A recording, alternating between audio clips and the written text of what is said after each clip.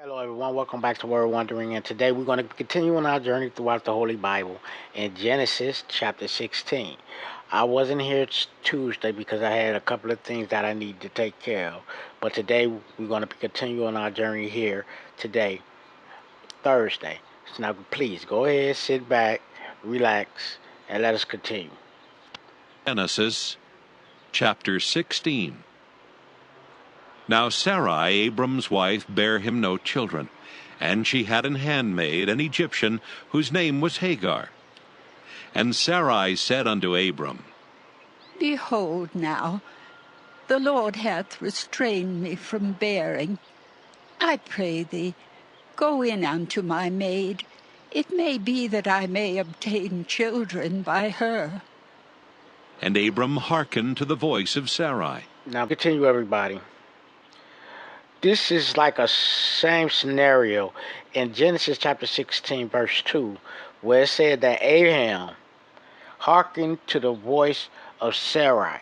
If you guys can remember, in Genesis chapter, I believe it was chapter 3 or chapter 4, don't worry about it, I'll leave it in the description below. You remember when the serpent came to Eve and told Eve this, and then you had Eve hearkening to the serpent, and then you had Adam hearkening to his wife, and the Lord punished him because he hearkened to his wife and not him.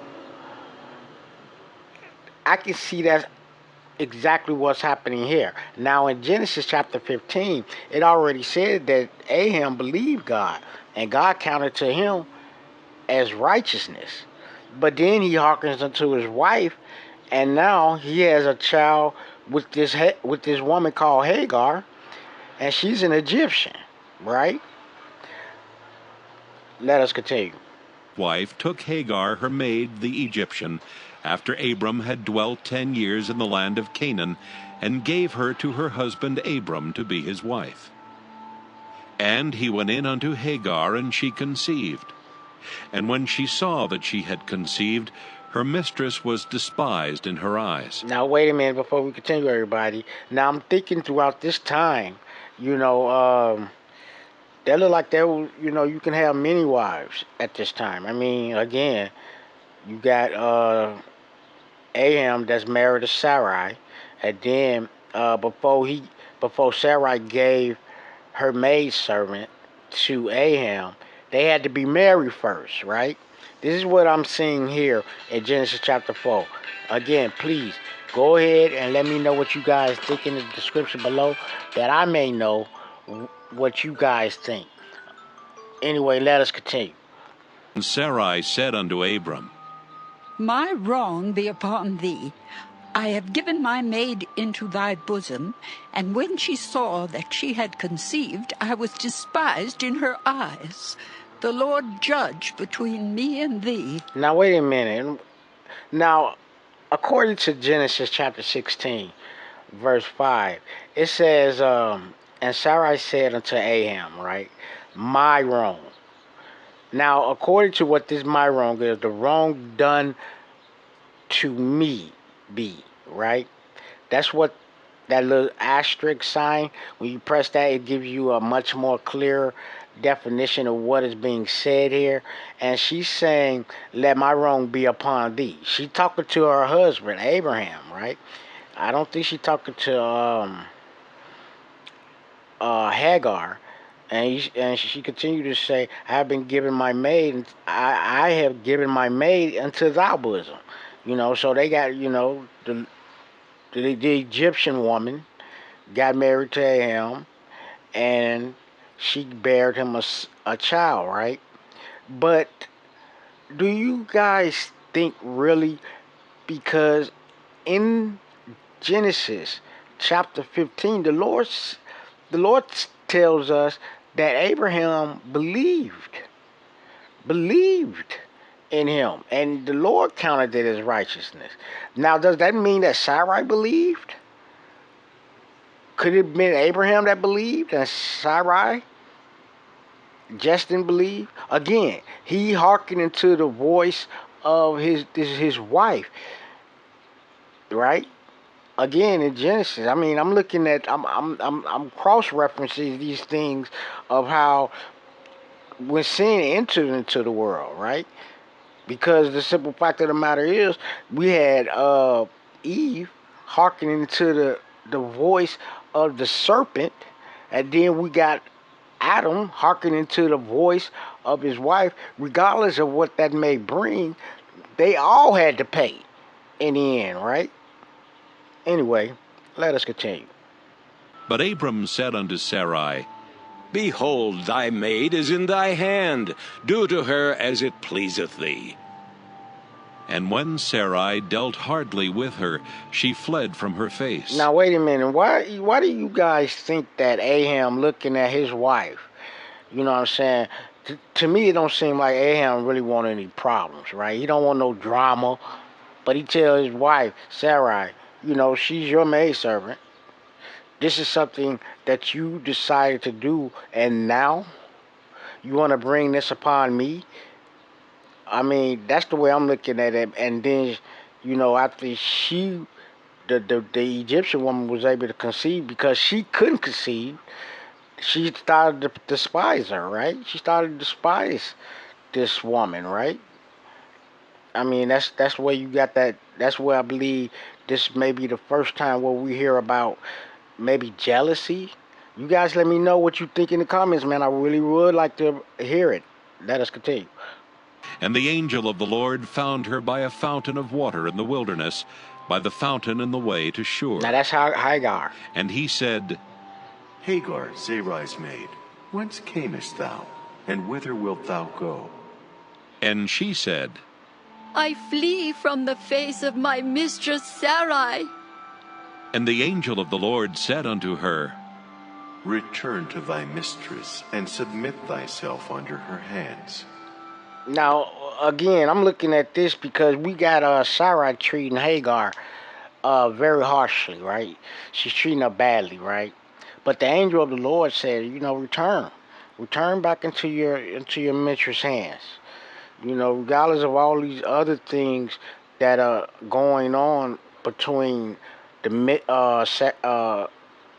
Hagar and Abraham's wife, even though they both was his wife at the time, because remember, Abraham married her, but even still, because she conceived a child, her mistress, which is Sarai, was treating her harshly.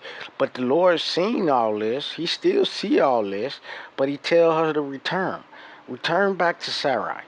Regardless of all the troubles and all the harshness that is going on that you are enduring by this woman Sarai, return back unto her, right? The Lord's still telling her to do some things, to be strong, go back. Don't run, go back, right? Let us continue. The angel of the Lord said unto her, I will multiply thy seed exceedingly, that it shall not be numbered for multitude. Again, I'm seeing another, okay, we got the angel of the Lord speaking here, right? And he said, I will multiply. I will multiply. Now, I'm a little bit confused about this, y'all. The angel coming down talking about I would do. But we always know when the Lord speaks and says that I would do. But we got the angel of the Lord speaking here. And he's saying I would do. Who could this angel of the Lord be, right? Who is this angel? I mean, and I'm not going to try to put in or take away from this. But it said, and the angel of the Lord. He's an angel of the Lord. And he's speaking to Hagar, telling her, I will multiply thy seed. Maybe it's just an angel of the Lord that God gave authority to. Let us continue. And the angel of the Lord said unto her, Behold, thou art with child, and shalt bear a son, and shalt call his name Ishmael. Because the Lord hath heard thy affliction.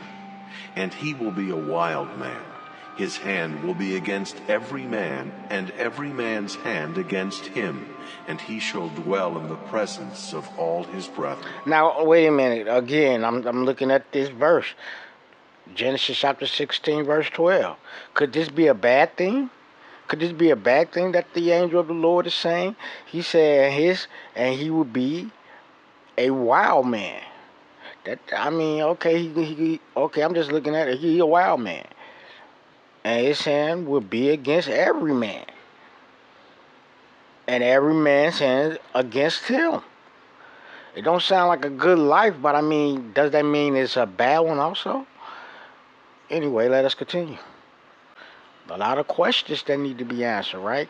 And as always, I know that we have a lot of preachers out there and a lot of people that's out there teaching the word of God. But as always, if you know my stance on it, I will always go to God first and ask in the name of our Lord and our Savior Jesus Christ to give us clarity of what He's revealing to us. Right? Let us continue. And she called the name of the Lord that spake unto her, Thou God seest me. For she said, Have I also here looked after him that seeth me? Wherefore the well was called Beer Lahairoi. Behold, it is between Kadesh and Beerith. And Hagar bare Abram a son, and Abram called his son's name, which Hagar bare, Ishmael. Now wait a minute. And Abram was Now wait a minute. Wait 1 second before we continue on. Now we have the angel of the Lord speaking to Hagar, right?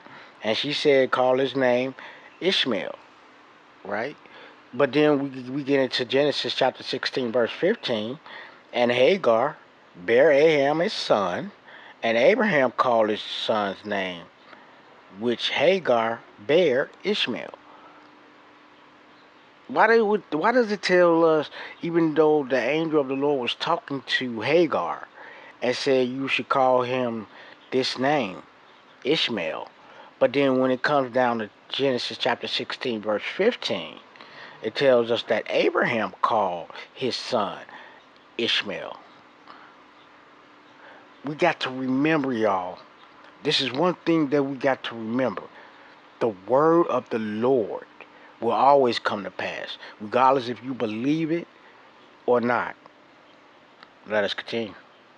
6 years old when Hagar bare Ishmael to Abram. All right, everybody, that's the last of that chapter. And when we come back Saturday, we will be continuing in Genesis chapter 17. I'm glad that you guys have joined me today. Please leave your comments. I would like to hear them because I like to see how other people think about what the Word of God is telling them. I don't like just to depend on what I may be thinking that the Lord is telling me, but that is my guiding point, right? But I like to also think about what is God saying to you, maybe, you know what I'm saying? And does it really matter, right? But it's still something that I'm very interested in. So please leave your comments in the comments below. I will read them, and I will try to get back to you, every last one of you. And until next time, try to treat others in the way you like to be treated. Peace.